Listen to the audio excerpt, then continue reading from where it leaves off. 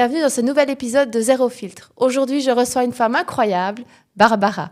Barbara est une voix active sur les réseaux sociaux où elle partage ses bons plans, mais aussi ses coups de gueule et ses humeurs avec authenticité.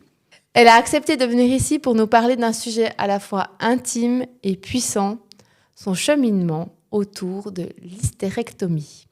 À travers son témoignage, elle souhaite lever les tabous, offrir du soutien à celles qui traversent la même chose qu'elle et montrer qu'après une épreuve pareille, il y a aussi des renaissances. Merci infiniment, Barbara, d'oser mettre des mots là où souvent il y a encore du silence. Installe-toi confortablement, prends un thé, un matcha, ce que tu veux. Et bienvenue dans cet échange qui promet d'être profond, vibrant et plein de vie. Belle écoute.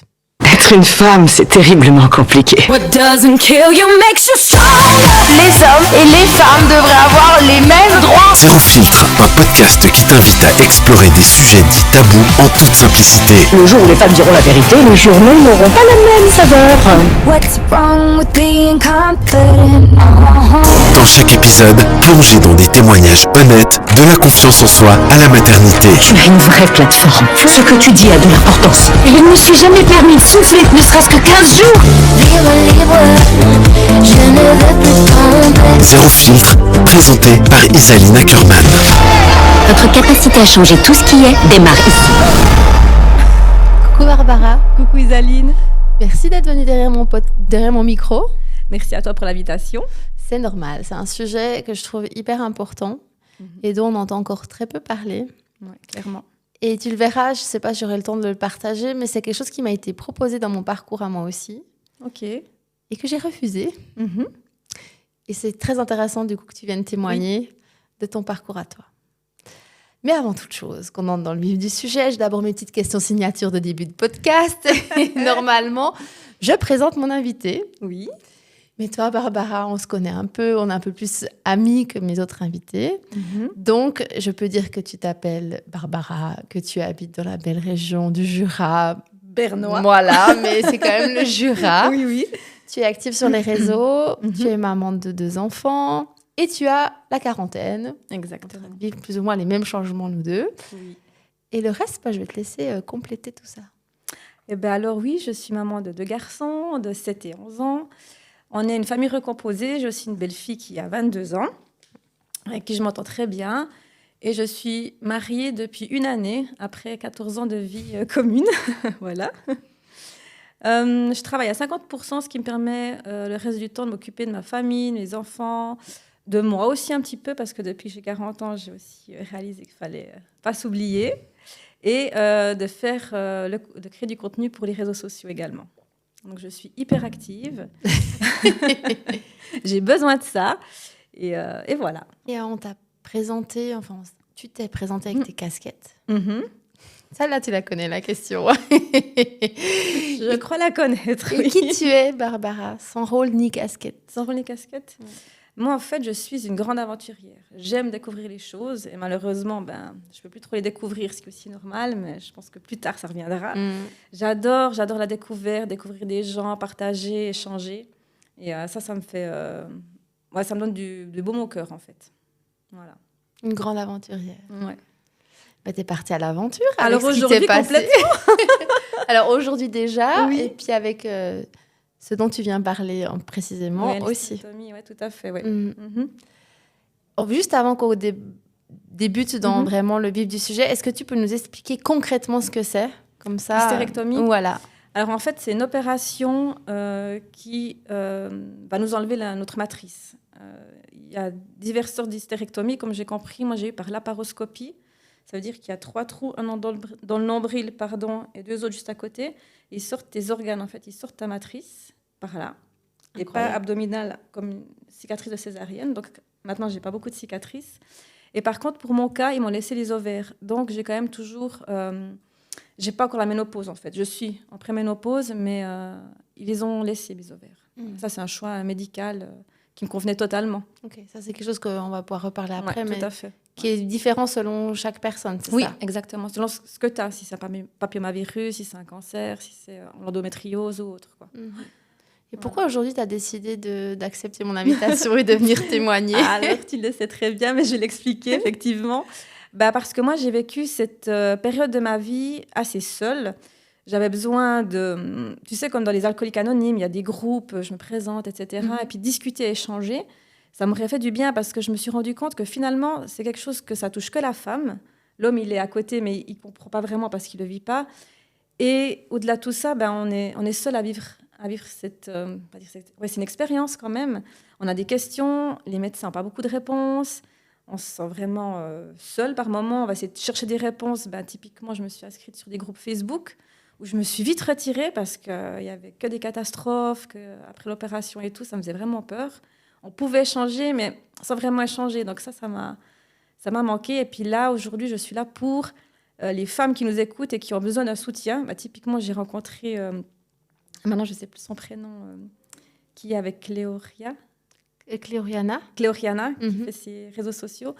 Suite à notre rencontre, elle a aussi des soucis. Et puis on a vraiment échangé. Et puis ça fait du bien à elle et à moi. Et j'ai vraiment envie de dire aux femmes qui ont besoin et qui ont envie, il ne faut pas hésiter à me contacter. Ou on peut aussi créer peut-être un groupe ou quelque chose de parole pour surmonter ça finalement, quoi. Se sentir moins seule et moins incomprise. Donc tu es venue vraiment pour dire déjà que ça existait. Bien sûr. Et que pour vous rassembler. Oui. L'hystérectomie, ça, voilà, c'est l'opération elle-même. Ça dépend quelle sorte de maladie tu as pour y arriver, justement. Tout à fait. Ça. Tout à fait. Et c'est bien que tu me dises ça. Ça me permet d'enchaîner avec la suite. C'est comment tu as su que tu devais te faire opérer puis subir une hystérectomie? Avec un contrôle annuel chez gynécologue, par un frottis, en fait. Allez. Ouais, par un frottis, où maintenant j'ai aussi appris que c'est tous les 2 ou 3 ans, ce que je trouve scandaleux, mais bon, bref, c'est encore un autre sujet. Sans ce frottis, j'aurais peut-être le cancer aujourd'hui. Oh mon Dieu. Voilà. Donc du coup, ils m'ont fait un frottis. Je crois que c'était au mois d'avril 2022, donc l'année de mes 40 ans. J'ai 40 ans en avril. 3 semaines après, je reçois un coup de téléphone. Oui, madame, faut revenir au cabinet dans 3 mois parce qu'il y a des cellules qui se sont déplacées. J'ai dit, des cellules, c'est grave, j'ai un cancer. Non, vous inquiétez pas. Dans 3 mois, vous revenez, mais on fait quoi? On refait un frottis. Après, je suis quand même allée sur Internet pour me renseigner et je suis tombée sur biopsie. 3 mois après, c'est une biopsie. En fait, il te coupe un bout de ton tissu. Ouais, ça fait très mal, je dois dire quand même, pour l'analyse. Et là, donc 3 mois après, j'y suis allée. J'étais quand même pas rassurée. Je sentais déjà... Je ne sais pas comment expliquer qu'au fond de mon corps, il était déjà en train de changer. Je sais pas, voilà, je ressentais quelque chose qui me parlait. Voilà. Elle a fait la biopsie, et là, je ne sais plus combien de jours après, elle m'a dit, écoutez, il faut venir au cabinet parce que vous avez le papillomavirus. Alors, je vais de nouveau sur Internet, papillomavirus, parce qu'on sait que ça, hein, elle n'a pas dit plus. OK, donc il y a le positif, négatif. Et quand j'arrive au cabinet, elle me dit, madame, vous avez 3 papillomavirus positifs. Donc, positif, c'est déjà pas bon, hein. L'alternative, c'est vous revenez dans 6 mois, on refait un frottis, voir si ça a évolué ou pas. Puis je dis, et c'est tout? Écoutez, vu votre âge et tout, oui, c'est tout. J'ai fait, non, mais écoutez, moi, ça ne me va pas, parce que dans 6 mois, je parle de cancer. Je peux peut-être déjà être au stade... j'ai vraiment peur, et avec cette maladie, j'ai toujours peur du cancer, en fait, de me dire, vous avez le cancer, puis vous n'avez pas écouté votre corps avant. Donc, tu étais déjà dans une anticipation de ce qui pouvait arriver, en fait. Mais je ne sais pas pourquoi. Je pense que ça me parlait et je me suis écoutée. J'avais aussi à l'époque des règles très abondantes, beaucoup de douleurs. Et moi, je voulais plus d'enfants. J'avais 40 ans, j'ai 2 garçons. On savait que nous, on ne voulait pas encore un enfant supplémentaire. Donc, finalement, prendre la décision, c'est contre naturel, hein, de couper maintenant, de plus avoir d'enfants, pour moi, ce n'était pas vraiment un gros problème sur le moment parce que j'avais ce cancer, cette possibilité de cancer qui trottait dans ma tête. Elle m'a dit, alors on peut opérer. Je dis, d'accord. Alors elle m'a dit, avant d'opérer, on peut faire deux sortes d'interventions. Soit on brûle l'entrée du col de l'utérus, et ça aussi, dans 6 mois, on regarde si ça a évolué ou pas. Soit on enlève tout et on vous laisse les ovaires. Comme ça, vous avez quand même les œstrogènes qui fonctionnent, qui est nécessaire aussi pour notre corps avant de prendre peut-être certains médicaments. Et je suis rentrée à la maison, j'ai bien réfléchi, j'en ai discuté avec mon mari aussi, et puis il pensait comme moi qu'il fallait tout enlever, et puis surtout avoir quasiment 0 risque pour ce cancer. Et voilà comment t'en es arrivée là. Ouais, comment j'en suis arrivée là, Mais c'était très rapide. Mi-août, j'allais chez elle, et le 26 août, je me faisais opérer. Ah oui, effectivement. Il n'y avait pas de stress, soi-disant. Mais... Quelle peur tu as eue liée à ça, liée à cette opération? Alors, c'était aussi l'inconnu, la laparoscopie. Je me suis aussi renseignée. J'ai demandé par où ressortaient mes organes. Oui. Voilà, ils m'ont expliqué. Donc, c'était par des instruments qu'ils mettent là, bizarrement. Hein, On a du mal. Enfin, moi, je j'ai pensais du que c'était mal à par justement le vagin et tout. Mais Mhm. non, du tout. C'est vraiment par là. Et après, on voyait rien parce que j'avais comme des croûtes, hein, ici, avec des pansements. Le ventre très gonfle parce qu'il te gonfle le ventre. Voilà. Et ma peur, c'était pas de me réveiller après l'opération. C'était une narcose complète. Ta peur, c'était de ne pas te réveiller après l'opération? Ouais. C'était ta première opération? Narcose complète, non, c'était pas ma première. Mais là, je sais pas, parce que moi, depuis que je suis maman, Oui. on a plus peur de mourir On a plus à qu'avant perdre. quand même. Ouais. Donc ta plus grande peur, c'était de te réveiller. Ouais. L'impact ça a eu sur ta vie, sur ta vie peut-être de femme, ta vie sexuelle? Alors écoute, moi j'ai eu une mauvaise expérience avec l'opération hystérectomie parce que alors on rentre à la maison, on est 2 semaines, on n'ose pas porter du lourd. Pourtant on se sent bien, on peut marcher, on a faim, mais il faut faire attention à ces cicatrices et surtout la cicatrice vaginale qui ferme en fait ton col de l'utérus parce que tu n'as plus de col qui est ouvert. C'est ça en fait l'hystérectomie. Ça te ferme ton col. Ah, il ferme le col. Il te suture le col, ouais, exactement. Donc, vu qu'il t'enlève tous ses organes, voilà, tu n'as plus le col ouvert. Donc, c'est pour ça que tu n'as plus de règles non plus. Il n'y a plus rien qui coule. Tu peux avoir encore des pertes blanches, ça, c'est les tissus qui travaillent à l'intérieur, mais tu n'as plus de... Voilà. Et donc, j'ai fait attention. Les relations intimes aussi, il fallait attendre 6 semaines. Donc, ça, il était hyper conciliant, mon mari, etc. Et quand je suis allée chez le gynécologue, elle m'a dit c'est bon, vous pouvez recommencer à avoir une vie intime comme avant. Donc évidemment, on n'a pas attendu. Et malheureusement, ma cicatrice a lâché. J'ai saigné. Et en même temps, j'avais quand même des dragées vaginaux parce que j'avais une mycose. On ne savait pas si c'était le draget ou autre, quelle était la cause. Donc je suis repartie aux urgences de nuit. J'avais très très mal. J'ai failli tomber dans les pommes et tout parce qu'ensuite il s'avère que j'avais un abcès en fait. Et voilà, aussi la prise en charge à l'hôpital, on a un petit peu comme des numéros. C'était soit le gynécologue, soit le médecin, parce qu'ils ne savaient pas si c'était... Alors oui, il y avait l'ouverture de la cicatrice vaginale, mais l'abcès, ne l'avait pas vu tout de suite. Donc, ils m'ont refermé la cicatrice vaginale. 2 jours après, j'avais toujours de la fièvre. Ils m'ont fait un scanner. Ah ben, vous avez un abcès.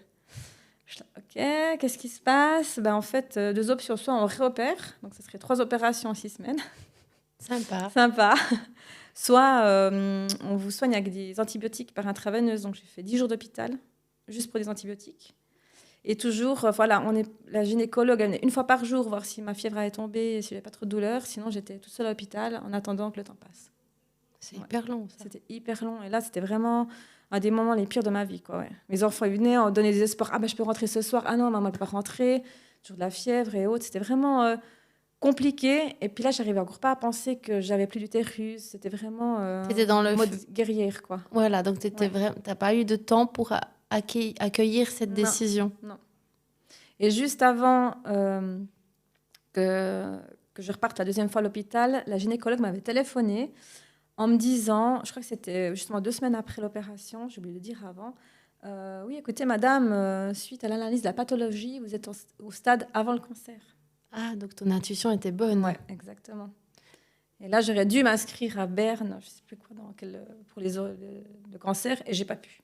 J'ai pas pu le faire. T'as pas pu? Non. C'était trop? Ouais, c'était trop, ouais. C'est ok, hein. Si tu veux un mouchoir, tu dis. Alors, très bon make-up. Ouais, écoute, c'est du... waterproof, savoir quelle patiente a ou a eu le cancer, je pense, si jamais il arrive quelque chose. Oui. Et pour moi, c'était assez difficile. Donc, je ne l'ai pas fait. Pas à ce moment-là ou là, tu l'as toujours pas fait? Je l'ai pas fait. Okay. Je crois que je suis dans le déni du cancer, en fait. Déni d'avoir passé à côté, c'est ça? Alors, je me sens reconnaissante vraiment d'avoir pu passer à côté.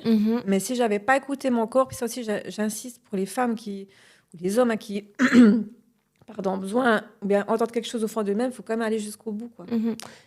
Quand tu l'as proposé à ta gynéco, j'ai pas senti qu'il y avait de résistance dans le corps médical. Ça, tu l'as jamais ressenti? Non. Par contre, quand j'explique, parce que quand je suis retournée à l'hôpital 1 fois, 2 fois, pourquoi ils vous ont fait l'hystérectomie, beaucoup sont quand même surpris.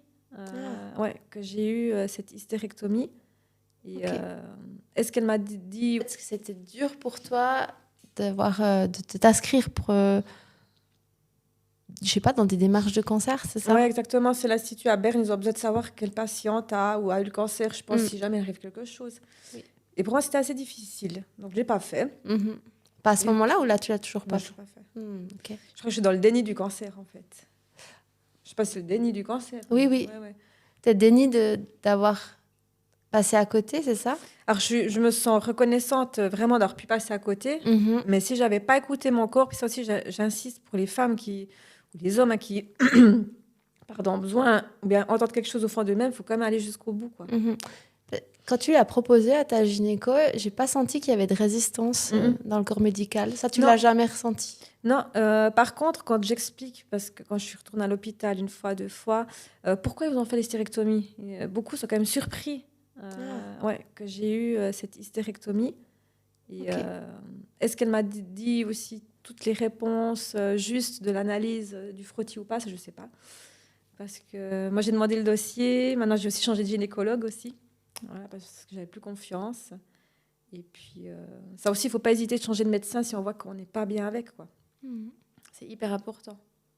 Ou de demander deux avis, tu penses que c'est aussi une chose? J'aurais dû demander deux avis. Ouais. Mais tu vois, à l'époque, j'étais vraiment... Mais qu'est-ce que ça aurait changé, tu penses? peut-être qu'on me dise... qu'est-ce que ça aurait changé? En tout cas, elle m'écoutait pas beaucoup. J'avais l'impression qu'elle était plutôt... qu'elle avait envie d'aller... ok, on opère. Et puis, pas dire après sur ta vie que t'allais... Ok, j'aurais plus de règles, ça c'est une chose. Mais que ton corps, il change, puis toi aussi, finalement, quoi. Ouais. Qu'est-ce que ça a fait, ce après? Qu'est-ce que l'opération a changé en toi? Alors, pas tout de suite, mais après, avec tout ce qui s'est passé, j'ai quand même eu une capacité à la résilience, parce que beaucoup de chocs traumatiques, en fait, avec tout ça. Donc, je me suis soignée parce que cette cicatrice n'arrêtait pas de s'ouvrir. Encore une fois, on a dû aller aux urgences. Et là, c'était juste une cautérisation, mais à froid, donc c'est aussi hyper douloureux. Et après, j'ai demandé à la gynéco, vous n'avez pas une crème pour cicatriser à l'interne? Elle me dit non, ça n'existe pas. Alors, je suis allée chez mon pharmacien et il m'a trouvé une crème à mettre vaginale pour les cicatrices. Donc là aussi, il faut quand même toujours se battre et puis pas lâcher.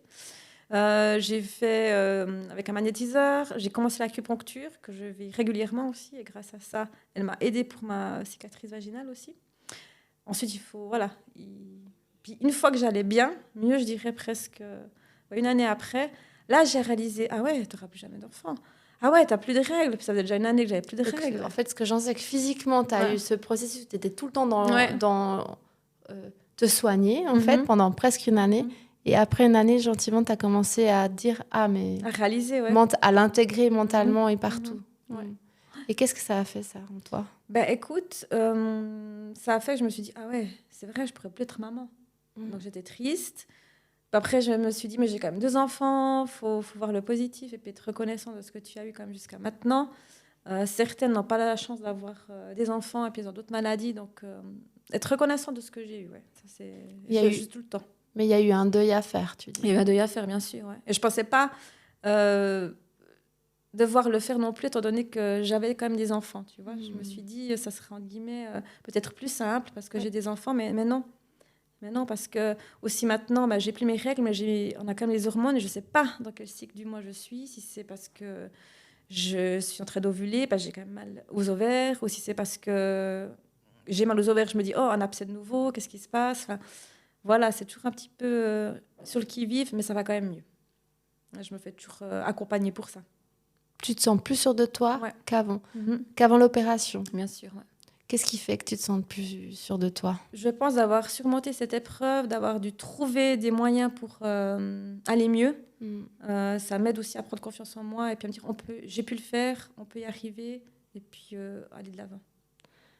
Du coup, tu as découvert en toi une force, c'est Oui, ça? clairement, ouais. C'est laquelle? La force de ne pas laisser tomber, en fait. Tu l'as déjà dit avant, de la résilience. Ouais. Je ne sais pas si on peut dire que c'est la résilience. Je sais pas. De ne pas laisser tomber. Ouais. Avant, la Barbara, dans cette opération, elle laissait tomber? Je dis pas tomber, mais ce serait dit, on attend 6 mois, on dit c'est pas grave, ou c'est rien. J'ai appris à m'écouter aussi. Ouais. Et ce papillomavirus, comme tu sais, tout le monde peut l'avoir. Et là, je suis aussi fâchée avec cette maladie parce qu'on n'est pas informé. Par exemple, tu vois, maintenant, je l'ai eu. Est-ce que mon mari l'a ? Est-ce que je lui ai donné à lui aussi ou pas ? Et c'est lui qui me l'a transmise. Ça, on ne sait pas. Non, on ne saura jamais. Et on ne saura jamais. Et c'est hyper frustrant. Qu'est-ce que tu aimerais dire à une femme qui vit ce que tu as vécu en ce moment même ? Alors, qui est peut-être soit dans l'étape avant, soit Ouais. comme toi maintenant. alors si elle est dans l'étape avant, il faut qu'elle écoute son corps. Que oui, le papillomavirus, c'est pas grave. Beaucoup de femmes l'ont, hein, ça je me rends compte. Je discute avec beaucoup de personnes, même des très jeunes, et puis elles font rien, elles vivent avec, c'est OK. S'il y a des positifs, je pense que ça vaut la peine de demander, là, comme tu as dit, un deuxième avis. Chose que moi, je n'ai pas faite, malheureusement. Et qu'elles écoutent leur instinct si elles arrivent à s'écouter, quoi. Et puis, c'est clair, tu me diras, tu n'as plus de règles, c'est cool. Oui, effectivement, c'est cool, mais tu sais, ça va faire 3 ans. Et je ne me rends pas compte, entre guillemets, la chance que j'ai de plus devoir... de sang. De sang autour de moi et plus être... voilà, donc finalement... Ouais, je ne sais pas si effectivement, comment je le prendrais, c'est vrai, si j'essaye, même si je ne peux pas me mettre à ta place. C'est vrai que cette régularité qu'on a, ce cycle qu'on a... C'est rassurant aussi. Voilà, quand bien même je le déteste, on est d'accord d'avoir des périodes Bien basses sûr. en termes d'hormones, qu'on a envie de se... dépression Ça, totale. je le sais toujours. Voilà, c'est ça. C'est ça. Mais du coup, tu n'as plus de signes extérieurs Non. qui te Confirme, valident. c'est ça. Voilà. Et Ouais. c'est vrai que ça doit être une vraie étape d'acceptation. Mhm. Ce que j'entends, tu me diras si je me trompe, je fais une hypothèse, c'est que ça t'arrive en 2022. Mhm. Est-ce que c'est pas quelque chose qui est en parallèle avec ton activité sur les réseaux ? 2022... Ouais, alors quand j'ai dit il y a 2 ans, c'était... On se connaît depuis quand, toi, en fait 3-4 ans. Ouais, c'est ça. Alors peut-être c'est plutôt de 3-4 ans. C'est quand même toi qui m'as bien boosté à me mettre activement sur les réseaux. Non, je pense pas que c'est les réseaux. Peut-être la quarantaine, peut-être... tu sais, à chaque étape de vie, d'ici la cinquantaine et tout, peut-être que voilà, c'était qu'il fallait passer ça pour rentrer dans cette nouvelle ère, je sais pas. C'était vraiment l'année où il y a plein de choses qui sont passées, mais C'est vrai. voilà, ouais. L'année de tes 40 ans. L'année 40 ans, ouais, si. Tout fout le camp. Quel message tu tirerais de ça quand tu le regardes maintenant, 3 En ans plus arrière, tard ? Écoute, à 40 ans, je sais pas quoi dire, que je retire. C'est difficile parce que, tu sais, comme d'en parler aujourd'hui, ça remonte encore des émotions. Tu dis, c'est encore pas totalement cicatrisé, pas oublié. J'ai pas envie de l'oublier non plus parce que c'est quelque chose qui m'appartient. Et puis, tu sais, quand je regarde mon ventre, je vois bien qu'il y a des cicatrices. C'est comme une césarienne, je pense. Donc, ça fait partie de moi. Je l'ai accepté. Et puis, c'est pas arrivé par hasard non plus. Aussi que je devais lever le pied. J'ai aussi beaucoup peut-être trop de choses ou je sais pas. J'essaie de faire plein d'hypothèses. Et puis, Aujourd'hui, j'entends que tu n'es pas encore dans le message reçu ou tu es encore dans le cheminement. Le cheminement, ouais, exactement. Ouais. Qu'est-ce que tu dirais à la Barbara d'avant son opération si tu l'avais en face de toi ? Écoute, la Barbara d'avant, elle n'a pas beaucoup changé de la Barbara d'aujourd'hui, à part d'avoir avoir beaucoup plus confiance en elle. Ça manquait la confiance en moi avant. Et puis là, j'y suis arrivée. Il y a quand même des jours où j'en ai moins que d'autres, ce qui est aussi normal et humain. Mais là, je suis revenue quand même plus forte. Et puis, j'ai ma carapace. Tu sais, le matin, on dit il faut te mettre dans ta petite bulle pour te protéger de beaucoup de choses. Des gens aussi qui parlent mal de toi, qui ne t'aiment pas, etc. Ou des gens qui ne comprennent pas pourquoi tu as fait ça, pourquoi je suis ici aujourd'hui aussi. Voilà, on se protège à notre façon. Et puis, de plus en plus, si je peux dire des gros mots, je n'ai rien à foutre. Oui, tu peux dire. Et ça fait du bien. Je n'ai plus rien à foutre de ce que les gens y pensent. C'est ma vie. Donc, en fait, qu'est-ce que tu lui dirais si tu l'avais en face de toi, là ? Elle est à ma place. Tu lui dis réveille-toi. Tu lui dis réveille-toi. Ouais, réveille-toi, ouais. Réveille-toi, tu as le droit de faire tout ce qu'il faut faire. Tu vois.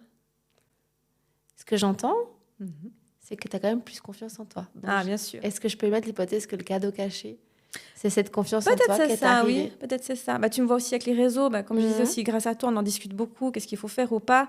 J'ai plus confiance parce que maintenant je me montre aussi, je parle, je suis ici aujourd'hui aussi parce que je m'expose. C'est surtout pour ces femmes qui ont vraiment besoin de parler. Il ne faut pas se sentir seule. Contactez-moi, Isaline nous donnera mon compte ou mon numéro vraiment parce que c'est ça, moi, qui m'a manqué aussi avec mes proches. Il y avait aussi de la maladresse, de l'incompréhension, où ils sous-estimaient ce qui allait se passer.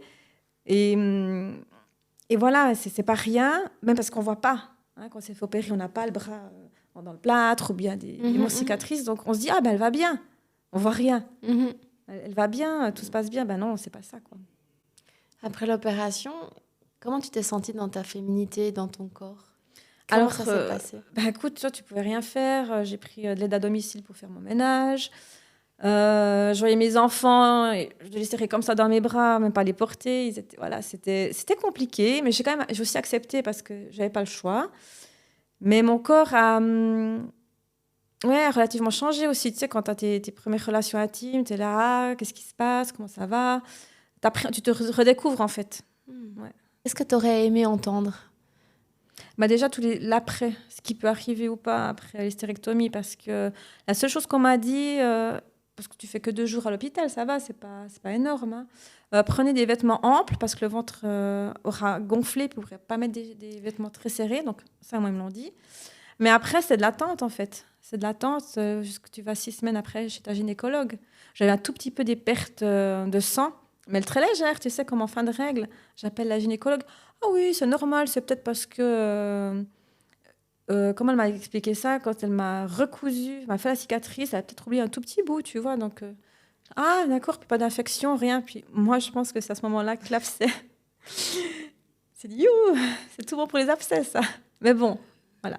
Donc, tu aurais voulu être prévenue sur le après? Ouais, sur le après. Ouais. Comme l'accouchement, tu sais, finalement. C'est-à-dire de ne pas pouvoir porter, d'être handicapée, en fait. Ouais, d'être handicapée, d'être... mentalement aussi, tu réalises, on t'a enlevé quand même pas mal d'organes en toi. Donc, toi aussi, tu pleures parce que tu remarques qu'il te manque ça. C'est plutôt des femmes passées 50 ans qui se font enlever la matrice aussi. Hein. C'est rare à mon âge. Mais il y en a quand même de plus en plus. Justement, depuis que j'en parle, déjà, ça me fait du bien. Et je remarque que d'autres femmes aussi, déjà, l'ont plus. Et puis, ça leur fait aussi du bien de discuter et d'échanger. Ouais. Je dis toujours, tu sais, dans les cercles, c'est pour ça que je l'ai créé aussi. Hein. Ah, ouais. C'est que pour moi, la parole, la médecine des mots, c'est important. Juste avoir un espace pour déposer sans que l'autre vienne te sauver, sans que l'autre renchérisse ou dire juste être là, déposer ce qu'on a vécu. Ça, pour moi, c'est déjà une partie de soi. Clairement. Ouais. Comment a réagi ton entourage?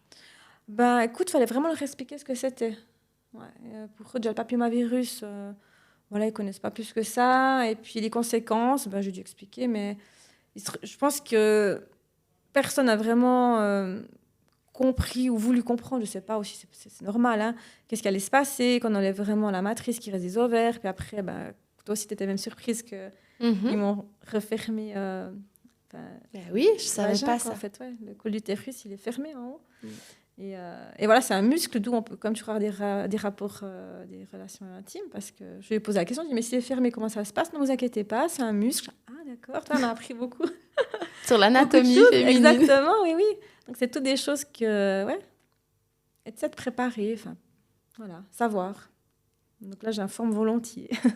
As-tu eu peur de ne plus être une femme entière? Alors, j'y ai pas pensé à ça, je te dis honnêtement. J'y ai vraiment pas pensé, parce que tout s'est passé tellement vite qu'il fallait placer les enfants, avoir quelqu'un pour les garder, moi vite 2-3 jours là, de retour, quand même à la maison. Non, je me suis vraiment pas posé cette question. Est-ce que c'est quand tu es justement après l'année de soins et tout ça que c'est là que ça réagit? Ouais, c'est là que c'est ressorti. Beaucoup de choses sont ressorties après, du moment que j'allais mieux. Et tant mieux, j'ai pu décompresser, puis c'est à partir de ces moments-là que c'est revenu, Et là, tu as pensé à cette notion de femme entière ou pas? Alors, pas vraiment femme entière, mais déjà femme, parce que, en fait, le jour où je me suis fait opérer, parce que le lendemain, mon meilleur ami, lui, devenait papa. Et là, j'étais là, finalement, j'aurais plus d'enfants, moi. Là, je commençais à réaliser une petite tristesse, contente pour lui, mais quand même pour moi, j'étais maintenant, quand on va m'annoncer de bonnes nouvelles pour les autres, moi, je ne pourrais plus procréer. Voilà. Mais je suis contente pour eux, de toute façon. Dans ce processus de deuil, t'en es où aujourd'hui? Alors écoute, je pense que j'ai fait ce qu'il fallait faire. Même si le deuil, il n'est jamais vraiment... T'as laissé cette étape, la colère, tout ça. T'es passée par la colère et le déni? Déni, oui. La colère aussi, plutôt j'en avais marre, quoi. J'en avais vraiment marre, je voulais me mettre bien et puis faire des activités. Toi, tu peux même plus aller à la piscine non plus avec tes enfants parce que du moment que en bas, c'est comme quand t'accouches, hein, c'est 6 semaines, voilà, plus de bain, donc ouais. Je voulais retrouver une vie normale. Et je me suis dit, pourquoi moi? Je me suis remise en question, pourquoi moi? Pourquoi ça vient maintenant? Qu'est-ce qui, ouais, comme tu dis, qu'est-ce qu'il y a, voilà. Et tu as trouvé des réponses? Pas toutes encore. Et tu en as déjà quelques-unes? J'en ai déjà quelques-unes, ouais. Tu veux nous les partager? Ah, je peux pas, c'est hyper intime quand même. Ok, très bien. Ouais. Si ton corps il pouvait te parler aujourd'hui, Barbara, qu'est-ce qu'il te dirait? Bah, je pense qu'il dirait qu'il est fier de moi de ce que j'ai traversé et puis que je dois continuer et de rien lâcher.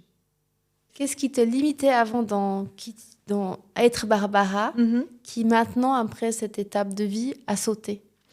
Alors, je pense que j'étais beaucoup trop, c'est pas un mot, d'être beaucoup trop dans mon rôle de maman. Maman à fond, et puis tout donner, aussi de femme, femme au foyer, maman, vie de couple, de tout donner pour les autres et moi m'être mise de côté. Je me suis vraiment mise de côté, ce qui est aussi normal, à quelque part de se mettre un petit peu de côté quand on crée une famille et tout, mais pas trop longtemps. Et puis là, je pense que c'était venu pour moi un signe de penser à moi. Pas égoïstement, hein. Mais c'est ok pour moi, c'est pas un gros mot, égoïste. Non, pour moi, c'est pas. Non. Mais je tiens à préciser pour ceux et celles qui nous écoutent, c'est vraiment pas égoïstement, mais vraiment de penser à moi. Parce qu'on a le droit, on se sent mieux. C'est très important ce que tu dis. Ouais. Moi, je le vois en accompagnement, combien de femmes font passer les autres avant soi. Et à un moment donné, c'est bien aussi. Alors, il y a toute une question d'équilibre. Exactement. Moi aussi, j'ai fait passer les besoins de mes enfants avant les miens. Mais ça ne veut pas dire que maintenant, on oublie nos enfants, notre mari, etc. Complètement. Au contraire, on pense toujours à eux, on est là pour eux, mais il y a aussi nous qu'il faut, dans le planning, insérer. Essayer de ne pas se mettre en dernier. Essayer de ne pas se mettre en dernier. Tant bien que mal, on le fait quand même beaucoup, encore trop de nos jours. Ça, j'en suis consciente. Mais je le fais quand même moins qu'avant, j'en suis fière. Ça, je suis fière de moi. Je me félicite aussi souvent, chose que je ne faisais pas avant. Ah, quand même beaucoup de prise de conscience. Ah oui. Mais c'est pas fini, je pense. Tu serais prête à créer aujourd'hui à partir de cette expérience? Déjà, d'être venue aujourd'hui en parler, c'est le début de quelque chose, on verra quoi. Je pense que c'est vraiment le début d'une grande étape pour beaucoup de femmes. Moi, je trouve, et j'ai envie de m'investir dans, je sais pas, je dirais là maintenant un groupe de soutien, de parole, ou peut-être aussi créer un podcast avec plusieurs femmes ayant vécu cette opération ou cette maladie. Aider, vraiment, j'ai envie d'aider. Aider les autres, s'il y a des questions, il ne faut pas hésiter. Si j'ai des réponses, tant mieux. Elles ne sont peut-être pas toujours justes non plus, c'est cas par cas. Mais pas que la femme, et l'homme aussi, l'homme qui accompagne sa femme, se sentent seuls. Qu'est-ce que tu dirais à un proche? Qu'est-ce qu'il devrait faire ou dire? Qu'est-ce que tu conseillerais si il a sa femme qui vit ce moment-là, ou une copine, tu vois? Aussi d'aller au rendez-vous gynécologique avec, parce que souvent, quand tu es toute seule et puis quand tu annonces ce genre de maladie, moi, il n'y avait que le mot papillomavirus, après j'ai dû noter pour pas oublier certaines choses à dire, d'accompagner les hommes, c'est très important, je trouve. Aujourd'hui, tu célèbres quoi de ce chemin parcouru? C'est une bonne question. Je célèbre je ne vais pas dire mon indépendance, mais peut-être mon indépendance, peut-être... mon indépendance, je dirais. Tout en étant quand même mariée, etc. Mais je me sens mieux, moi, maintenant que moi, avant. Tu avais une baguette magique qui veut faire tout ce que tu veux. Qu'est-ce que tu ferais? Que personne soit malade. Elles doivent subir ce genre de... vraiment. Pour moi, les maladies, on parle de la santé. La santé, c'est vraiment très important. On remarque. Je souhaiterais qu'il y soit un monde sans maladie, quoi. Ça donnerait plus beaucoup de travail aux médecins, certes, mais ce serait un monde bien plus heureux, quoi. À mon avis. Et encore, moi, je suis reconnaissante parce que j'ai pas eu ce cancer à faire toutes ces chimios et autres. Mais voilà, on a l'abri de rien. Si nos auditrices devaient retenir 3 choses de ton passage ici, ce seraient lesquelles? Allez, 2 ou 3, Barbara. C'est difficile. De ne pas lâcher, de continuer à s'écouter, d'apprendre à s'écouter aussi, et puis de demander des deuxièmes avis, clairement. Très gentiment à la fin. Est-ce que tu veux ajouter quelque chose qui n'a pas été dit ? Non, je crois qu'on a bien résumé. J'espère avoir été claire. Et puis, je suis à dispo, encore une fois, si les gens ont envie de me contacter pour ça. Ou pour autre, hein. Donc, on te retrouve sur ta compte Instagram. Bien sûr. Je mettrai le lien dans la description. Il y a tes podcasts, on voit que ça prend aussi maintenant de plus en plus d'ampleur. Moi, Ouais, il faut continuer aussi à les faire, c'est important.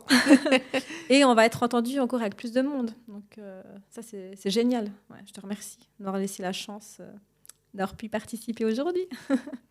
Mais moi, je crois que l'exercice, il est compliqué pour celle qui est assise Ouais. en face de moi, Ouais. plus que pour moi. Oui.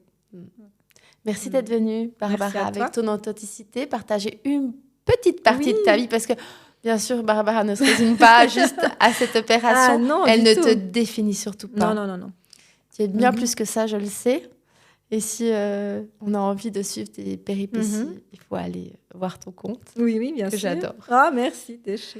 Si vous êtes encore avec nous jusqu'à maintenant, c'est que vous avez aimé, c'est que tu as aimé ce que tu as écouté. Je te propose de partager cet épisode pour justement libérer la parole et permettre à d'autres femmes de se sentir concernées. Je te propose aussi de me laisser un petit commentaire ou un cœur pour que je puisse voir à quel point vous appréciez quand même ce que je mets en place. Et surtout, ça me permet à moi vraiment de pouvoir accueillir des invités de plus en plus sur des sujets de plus en plus importants. Donc voilà, je te remercie pour ce que tu fais derrière ton écran. Je te dis à bientôt pour un nouvel épisode et je t'embrasse.